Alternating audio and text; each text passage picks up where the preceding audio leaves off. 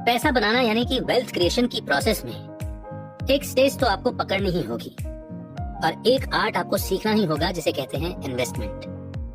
क्योंकि जब तक इन्वेस्टमेंट करना नहीं आएगा तब तक वेल्थ क्रिएशन नहीं हो पाएगा।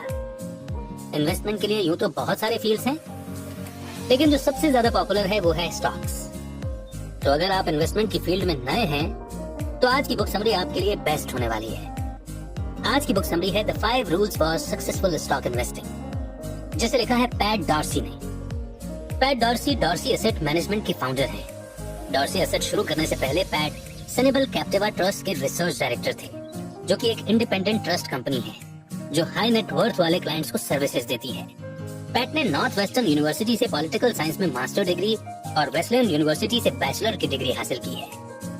पैट ने 2 बुक्स लिखी हैं, the 5 rules for successful stock investing और the little book that builds wealth. और उन्हीं में से एक the 5 rules for successful stock investing आज हम पढ़ने और सुनने जा रहे हैं। आइए बिना देर के शुरू करते हैं आज की book summary, the 5 rules for successful stock investing. किसी भी नए इंसान के लिए इन्वेस्टमेंट का बिजनेस थोड़ा ट्रिकी हो सकता है, क्योंकि दुनिया भर में बहुत सारी कंपनियां और इंडस्ट्रीज हैं, तो आपको कब स्टॉक्स खरीदने चाहिए और कब बेचने चाहिए। अगर इन सवालों से आपको फर्क पड़ता है और ये आपको इन्वेस्ट करने से रोक रहे हैं तो आपको ये समरी पढ़नी चाहिए, ताकि आप इन्वेस्टिंग के बारे में अपनी सोच बदल सकें।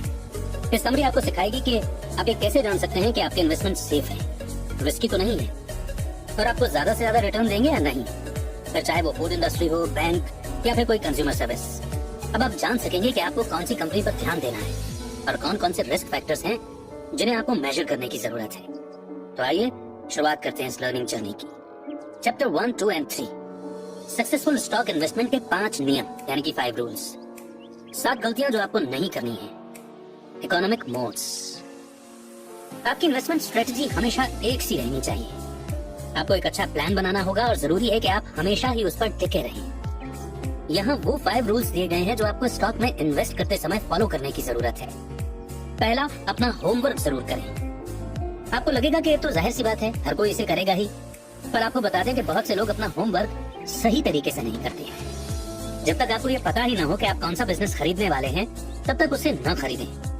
अगर आप अपना पैसा किसी बिजनेस में लगा रहे हैं तो जरूरी है कि आपको पता हो कि आप क्या खरीदने वाले हैं। इसमें थोड़ा समय और एफर्ट लगेगा। आपको कंपनी की फाइनेंशियल रिपोर्ट्स चेक करनी होगी और पता लगाना होगा कि आपके कॉम्पिटिटर कौन है। दूसरा, इकोनॉमिक मोड ढूंढिए। इकोनॉमिक मोड का मतलब है उस फायदे का पता लगाना जो कि दूसरी कंपनियों के पास नहीं है, पर जिस कंपनी में आप इन्वेस्ट कर रहे हैं उसमें है। इससे आपको पता चलेगा कि क्यों एक कंपनी दूसरी कंपनी से बेहतर है। ये पता लगाना कि कौन सी कंपनी के पास इकोनॉमिक मोड है, इन्वेस्टमेंट का एक जरूरी हिस्सा है। तीसरा, एक सेफ्टी मार्जिन जरूर रखें। सही कंपनी का पता लगाना सिर्फ आधा काम है, क्योंकि वो कंपनी अच्छे दाम में बिकनी भी चाहिए। अगर आप हर वो कंपनी खरीदते हैं जो कि जानी मानी है, फिर भले ही उसकी कीमत ज्यादा क्यों ना लगाई गई हो, यानी वो ओवर वैल्यूड हो, तो आपको बहुत अच्छे रिटर्न नहीं मिलेंगे। एग्जाम्पल के तौर पर कोका कोला को ले लीजिए। हर किसी को पता है कि ये इन्वेस्ट करने के लिए एक बहुत ही अच्छी कंपनी है। ये और भी बेहतर होती है अगर आप इसमें 1990 यानी कि 1990 में इन्वेस्ट कर रहे होते। पर वो लोग जिन्होंने कोक की कमाई से उसमें 50 गुना ज्यादा इन्वेस्ट किया है, वो लोग उसके रिटर्न से ज्यादा खुश नहीं थे। ऐसा इसलिए क्योंकि वो एक सेफ्टी मार्जिन रखना भूल गए। सेफ्टी मार्जिन इस बात का ध्यान रखता है कि अगर आपने कंपनी की वैल्यू ज्यादा भी लगा ली हो तो भी आपको लॉस नहीं होगा। चौथा, लंबे समय के लिए रोकिए। क्या आप गाड़ी खरीद कर उसे जल्दी ही बेच देते हैं? क्या आप एक सीडी या फ्रिज खरीदते हैं और अगले ही दिन उसे बेच देते हैं? नहीं ना। तो फिर आप अपना स्टॉक्स खरीदते ही क्यों बेच देते हैं? छोटे समय के लिए लगाए जाने वाला पैसा महंगा होता है। आपको टैक्स भरना होगा और स्टॉक ब्रोकर को भी पैसे देने होंगे।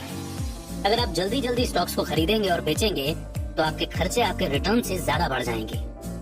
पांचवा, जानिए कि कब बेचना है। जितना जरूरी ये समझना है कि आपको स्टॉक्स कब खरीदना है, उतना ही जरूरी ये भी जानना होता है कि उसे कब बेचना है। जो स्टॉक्स आपके पास हैं, उन्हें मॉनिटर करने की जगह कंपनियों को मॉनिटर कीजिए। स्टॉक के प्राइस को दिन में 20 बार मत देखिए, बल्कि ये देखिए कि कंपनियां खुद और जिस इंडस्ट्री में हैं, वो कैसा परफॉर्म कर रहे हैं। कंपनी एनालिसिस करने से पहले चलिए फटाफट देखते हैं कि कौन सी ऐसी 7 गलतियां हैं जो आपको नहीं करनी चाहिए। पहला, बड़ा रिटर्न पाने के लिए बहुत रिस्की और बोल्ड स्टॉक्स लेना। अगर आपके पोर्टफोलियो में रिस्की स्टॉक्स हैं तो आप खुद से बहुत ज्यादा उम्मीदें रख रहे हैं बड़ा रिटर्न कमाने की, जो कि सही नहीं है, क्योंकि रिस्की स्टॉक के साथ में बहुत ज्यादा रिस्क शामिल होता है। ये बिल्कुल पहले वाले रूल जैसा ही है, इकोनॉमिक मोड को ढूंढना। दूसरा ये विश्वास करना कि इस बार कुछ अलग होगा। इतिहास अपने आप को दोहराता है, फिर चाहे वो स्टॉक मार्केट ही क्यों ना हो। एग्जाम्पल के तौर पर 2000 में फाइनेंशियल प्रेस ने ये लिखना शुरू किया कि सेमीकंडक्टर के स्टॉक्स अब अच्छे बिजनेस नहीं रहे, पर एक साल बाद एनर्जी स्टॉक्स के दाम सबसे ऊपर पहुंच गए थे। लेकिन जब इकोनॉमी नीचे आई तो वो कंगाल हो गए। इसे शॉर्ट में बताया जाए तो आपको मार्केट का फ्यूचर समझने के लिए पहले मार्केट की हिस्ट्री अच्छे से समझनी होगी, और जब भी कोई ऐसा कहे कि इस बार ये अलग होगा तो उसका विश्वास ना करें। नेक्स्ट, कोई प्रोडक्ट बेहद पसंद आ जाना। बहुत सारे लोग इस जाल में फंस जाते हैं सिर्फ इसलिए कि आपको कोई प्रोडक्ट बहुत पसंद है। इसका मतलब ये नहीं है कि वो एक अच्छा प्रोडक्ट साबित होगा। हर अच्छा प्रोडक्ट हमेशा बहुत बड़ा प्रॉफिट नहीं देता है। नेक्स्ट, जब मार्केट डाउन हो तो घबरा जाना। स्टॉक्स तब और भी अट्रैक्टिव हो जाते हैं जब उन्हें कोई नहीं खरीदना चाहता। तो ये आपका समय है इसका फायदा उठाने का, न कि घबराने का। फिफ्थ, मार्केट को जितना समय देना है ये समझना। कोई स्ट्रेटेजी आपको ये नहीं बता सकती कि मार्केट में रहने का समय कब है और कब उससे बाहर निकलने का समय है। नेक्स्ट, वैल्यूएशन को अनदेखा करना। इंटरनेट बबल के समय पर आप याहू से बहुत पैसा कमा सकते थे, पर सिर्फ तभी जब आप ठीक समय पर वहां से बाहर भी निकल गए होते। पर आपको कितना विश्वास है कि आप सचमुच वैसा कर पाते? किसी भी कंपनी की वैल्यू और उसका प्राइस दो अलग अलग चीजें होती हैं। सेवेंथ, पूरे तरीके से कंपनी की अर्निंग पर भरोसा करना। अर्निंग कैश फ्लो इतना जरूरी नहीं है। कैश फ्लो स्टेटमेंट आपको बिजनेस की असल हेल्थ के बारे में बताता है। अब हम एक कंपनी को मेजर करने के लिए और उसका इकोनॉमिक मोड निकालने के लिए तैयार हैं। ऐसा करने के लिए आपको बस 4 आसान स्टेप्स फॉलो करने की जरूरत है। फर्स्ट, प्रॉफिट कितना है उसे इवेल्युएट करना। कंपनी कितना फायदा देती है यानी उसकी प्रॉफिटेबिलिटी को कैलकुलेट करने के लिए आपको ये देखना जरूरी है कि वो कितना कैश फ्लो जनरेट कर रही है। आपको पता लगाना होगा कि उसके एसेट पर कितने रिटर्न आ रहे हैं। आप एक कंपनी की परफॉर्मेंस को दूसरी कंपनी से कंपेयर कर सकते हैं, ये पता लगाने के लिए कि वो कंपनी कितना प्रॉफिट कमा रही है। सेकंड, एक इकोनॉमिक मोड बनाना। अब जब आपने प्रॉफिटेबिलिटी का अंदाजा लगा लिया है, तब आपको ये जानने की जरूरत है कि कंपनी इतना प्रॉफिट कैसे कमा रही है। पता लगाइए कि दूसरी कंपनियां उनके कस्टमर्स क्यों नहीं अट्रैक्ट कर पा रही। थर्ड, ये कितना लंबा चलेगा। एक बार जब हमने इकोनॉमिक मोड बना लिया, अब हमें पता लगाना है कि ये कंपनी कितने लंबे समय तक अपने कॉम्पिटिटर से आगे रहेगी। Fourth, industry analysis. जब ये सारे स्टेप्स कंप्लीट हो जाएं, तब उस इंडस्ट्री को एनालाइज कीजिए जिसमें वो कंपनी ऑपरेट करती है।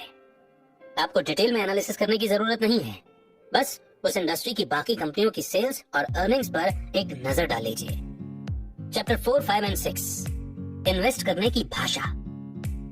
3 सिंपल स्टेटमेंट आपके इन्वेस्टमेंट बिजनेस को आपके लिए आसान बना देंगे। ये है बैलेंस शीट, इनकम स्टेटमेंट और cash flow statement. Balance sheet किसी भी कंपनी की क्रेडिट रिपोर्ट होती है।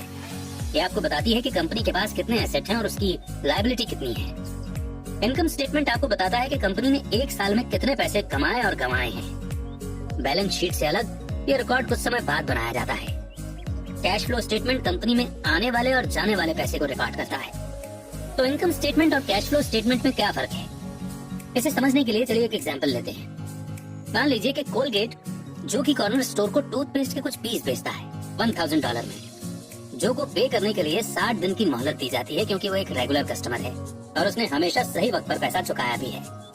अगला महीना आ जाता है लेकिन जो ने अभी तक पैसा नहीं चुकाया है, पर कोलगेट ने 3 महीने का अपना क्वार्टरली स्टेटमेंट बना लिया है। कोलगेट की इनकम स्टेटमेंट ये दिखाएगी कि उनकी $1000 की सेल हुई है, लेकिन क्योंकि जो ने अभी तक पैसे नहीं दिए हैं, तो बैलेंस शीट में एक एंट्री होगी कि जो से अभी पैसे लेना बाकी है। तो अगर हम बैलेंस शीट पर वापस आए तो ये एसेट और लायबिलिटी को रिकॉर्ड करती है। ये इक्विटी का भी रिकॉर्ड रखता है जो कि एसेट और लायबिलिटी को माइनस करने से आता है। आपको सेल्स और रेवेन्यू दोनों का ही ध्यान रखना होगा। अगर इनकम स्टेटमेंट वो सेल्स दिखाती है जिसके पैसे अभी तक नहीं मिले हैं, तो ये बाद में प्रॉब्लम दे सकती है। अब जब आपको फाइनेंशियल स्टेटमेंट के बारे में पता चल गया है, तो अब आप कंपनी को एनालाइज कर सकते हैं। कंपनी को एनालाइज करना थोड़ा डरावना लग सकता है, तो चलिए इसे 5 स्टेजेस में बांट लेते हैं। पहला है ग्रोथ। कंपनी कितनी जल्दी ग्रो कर रही है और उसके कारण क्या है। ग्रोथ से लोग खुश होते हैं, वो उन्हें अपनी ओर खींचता है। पिछला ग्रोथ रेट फ्यूचर में कंटिन्यू भी हो सकता है और नहीं भी। आप पुराने ग्रोथ रेट को देखकर ये नहीं बता सकते कि फ्यूचर में कंपनी ग्रो करेगी या नहीं। ग्रोथ आमतौर पर 4 चीजों से होती है: ज्यादा प्रोडक्ट या सर्विस बेचने से, प्राइस बढ़ा देने से, नए प्रोडक्ट और सर्विस बेचने से, और दूसरी कंपनी खरीद लेने से। सेकंड है एनालिसिस। कंपनी कैसे रिटर्न जनरेट करती है। कंपनी अपने इन्वेस्टमेंट के हिसाब से कितना प्रॉफिट कमा पा रही है। स्ट्रेटजी ये है कि आप ग्रेट कंपनियों को एवरेज कंपनियों से अलग कैसे करेंगे। कंपनी का असली प्रॉफिट पता लगाने के लिए आप कंपनी के कैश फ्लो और रिपोर्टेड अर्निंग्स को कंपेयर कर सकते हैं। Third, financial health. एक बार जब हमने पता लगा लिया कि कंपनी को कितना प्रॉफिट हो रहा है, तो उसके बाद हमें उसकी फाइनेंशियल हेल्थ को देखने की जरूरत है। ये जानना जरूरी है कि कंपनी की कोई सॉलिड फाउंडेशन है या नहीं। अगर कंपनी कर्ज में डूबी हुई है तो ये अच्छा साइन नहीं है।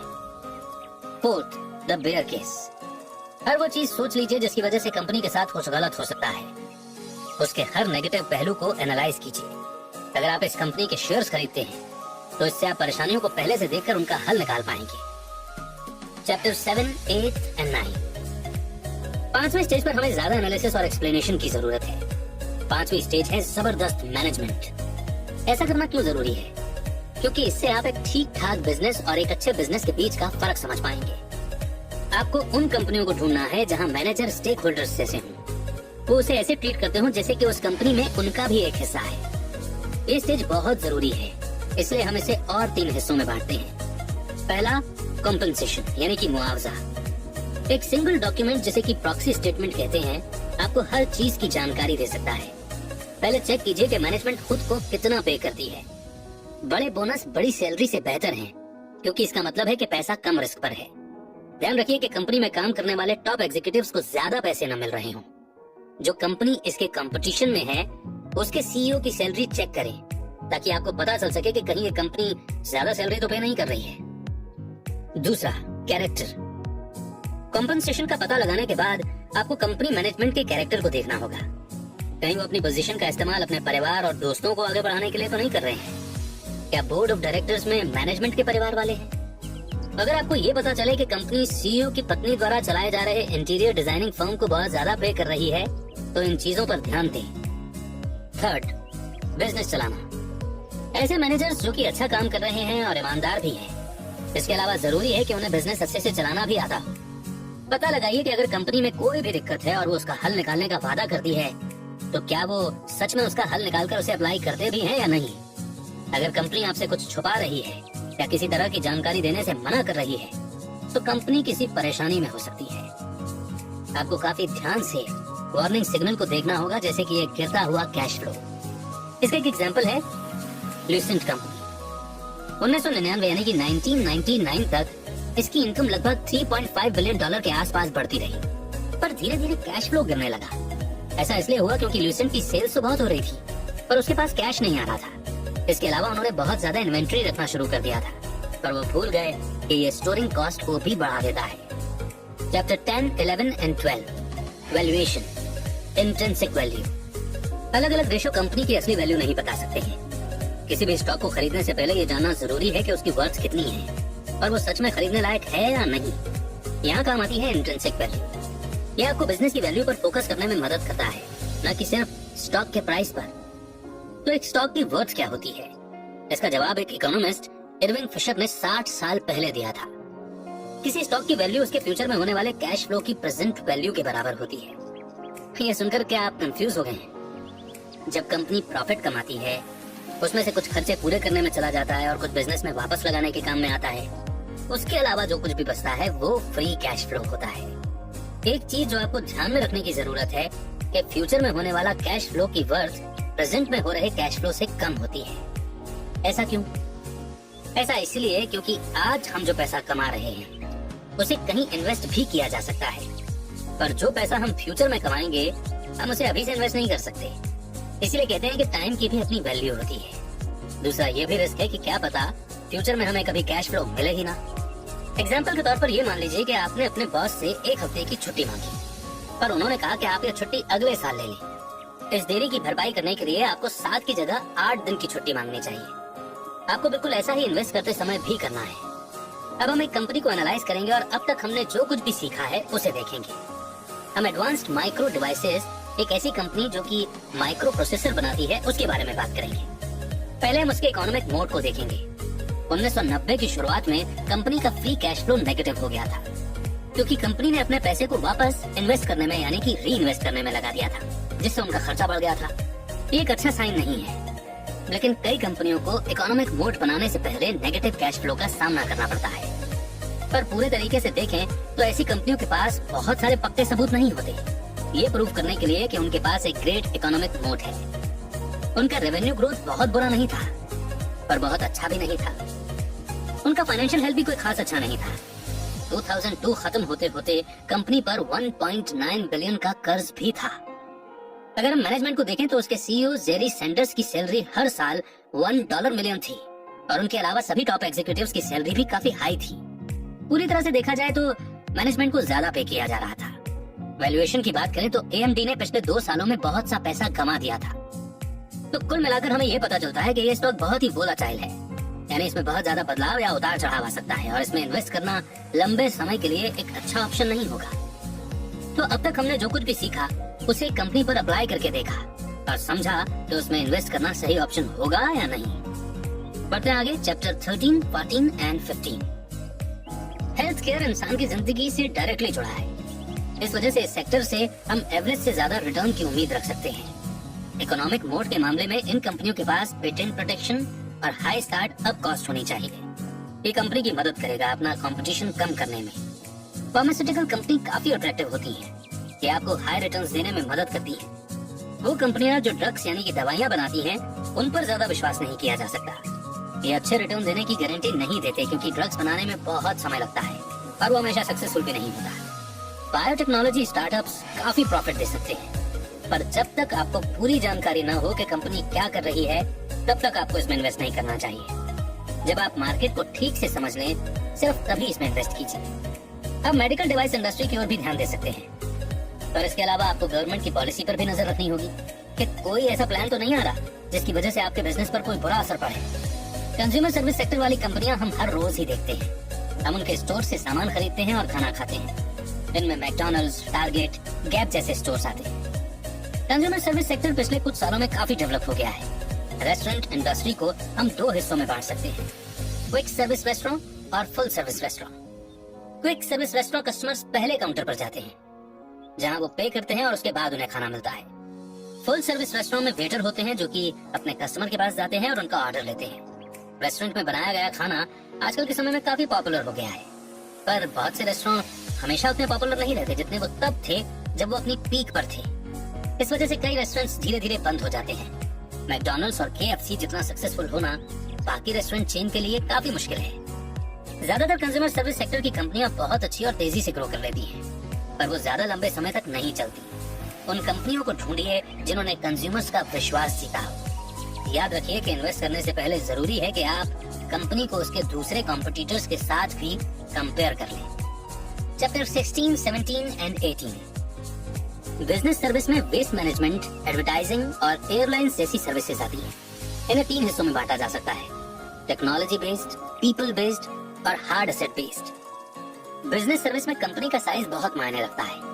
कई कंपनियों का किसी न किसी इंडस्ट्री में राज चल रहा है, यानी कि उनकी मोनोपोली है, और किसी नई कंपनी का मार्केट में आ पाना बहुत मुश्किल होता है। टेक्नोलॉजी बेस्ड कंपनीज में डेटा प्रोसेसर और डेटाबेस प्रोवाइडर आते हैं। जब ये कंपनी सस्ती हो जाती है तो कई मौके बढ़ जाते हैं। पीपल बेस्ड कंपनीज लोगों पर डिपेंडेंट होती हैं, जैसे कि एडवर्टाइजर और कंसल्टेंट। ये कंपनीज कभी कभी अट्रैक्टिव लग सकती हैं, पर ज्यादातर ये टेक्नोलॉजी बेस्ड कंपनी से कम ही अट्रैक्टिव होती है। और तीसरे हार्ड एसेट बेस्ड इंडस्ट्रीज बड़ी इन्वेस्टमेंट पर डिपेंडेंट होती है। इसमें एयरलाइंस और वेस्ट मैनेजमेंट जैसी कंपनीज आती हैं। आमतौर पर एयरलाइंस की परफॉर्मेंस अच्छी नहीं रहती। ऐसी बहुत ही कम कंपनीज हैं इस सेक्टर में जिनसे आप अच्छे रिटर्न की उम्मीद रख सकते हैं। जब आप कोई कंपनी चुने तो देखें कि वो इन 3 कैटेगरी में से किस कैटेगरी में आती है। उसकी स्केल और रेवेन्यू देखिए, कैश फ्लो पर फोकस कीजिए, और फिर फाइनली देखिए कि उसके ग्रोथ के चांसेस क्या हैं। अगर ग्रोथ रेट आपको पूरा होने लायक नहीं लग रहा, यानी कि अनरियलिस्टिक लग रहा है, तो स्टॉक मत खरीदिए। इस तरह अगर आप बैंक में इन्वेस्ट करना चाहते हैं तो आप कंपनीज को 3 तरह की कंपनीज में बांट सकते हैं, उनके रिस्क के बेस पर, क्रेडिट, लिक्विडिटी और इंटरेस्ट रेट। क्रेडिट रिस्क वो लॉस है जो कि तब होता है जब किसी ने पैसे बैंक से लोन लिए हों और उसे वापस न कर पाए हों। लिक्विडिटी रिस्क तब होता है जब एक कंपनी अपने शॉर्ट टर्म लोन को पे नहीं कर पाती है। और फाइनली इंटरेस्ट रेट रिस्क तब होता है जब इंटरेस्ट रेट चेंज होने के चांसेस हो, जिसकी वजह से एक बॉन्ड की वैल्यू बदल सकती है। तो रिस्क का टाइप देखकर ये पता लगाइए कि कौन से बैंक में इन्वेस्ट करना सही रहेगा। अच्छे चल रहे बैंक एक स्टेबल नेट इनकम ग्रोथ दिखाते हैं। Chapter 19, 20 and 21। सॉफ्टवेयर इंडस्ट्रीज थोड़ी कॉम्पिटिटिव होती है। इसमें क्रिएशन कॉस्ट तो बहुत ज्यादा होती है, पर प्रोडक्शन कॉस्ट बहुत ही कम, क्योंकि ये सर्विस इंटरनेट पर लगभग फ्री में डिलीवर की जाती है। ऐसी सॉफ्टवेयर कंपनीज जो किसी ऑपरेटिंग सिस्टम पर बेस्ड होती हैं, वो है विंडोज और लिनक्स। माइक्रोसॉफ्ट विंडोज दुनिया के 90% से भी ज्यादा कंप्यूटर में है। लिनक्स अब धीरे धीरे कई सर्वर में पॉपुलर हो रहा है, पर अब भी उसे पैसे कमाने में दिक्कत हो रही है, क्योंकि कई डिस्ट्रीब्यूशन इंटरनेट पर फ्री में बेचे जाते हैं। डेटाबेस सेक्टर में फिलहाल ओरेकल, IBM और माइक्रोसॉफ्ट लीड कर रहे हैं। ओरेकल के पास बहुत अच्छी टेक्नोलॉजी है, पर IBM और माइक्रोसॉफ्ट के पास बेटर प्राइस है। वीडियो गेम सेक्टर में इलेक्ट्रॉनिक आर्ट्स लीड कर रही है, पर आपको उन कंपनियों को ढूंढना है जिनके ग्रोथ के चांसेस सबसे अच्छे हों। सबसे अच्छी टेक्नोलॉजी वाली कंपनी को मत ढूंढिए, क्योंकि ये टिकाऊ नहीं है। हार्डवेयर सेक्टर में इकोनॉमिक मोट ढूंढना और भी मुश्किल हो गया है। अगर आपने कभी भी कोई कंप्यूटर खरीदा तो आपको पता होगा कि कम कीमत में उससे भी अच्छा कंप्यूटर आने में ज्यादा वक्त नहीं लगता है। प्रोड्यूसर्स के बीच चल रहा मुकाबला बहुत खतरनाक है। आपको लो कॉस्ट कंपनीज को ढूंढना होगा, जैसे कि डेल। कोई भी कंपनी जिसके पास दूसरी कंपनी के मुकाबले में एक कॉम्पिटिटिव एडवांटेज है, वो आपको एवरेज से ज्यादा रिटर्न देगा। Media sector long term investor के लिए एक बहुत अच्छा मौका है। उन कंपनियों को ढूंढिए जो लगातार अच्छा कैश फ्लो जनरेट कर रही है।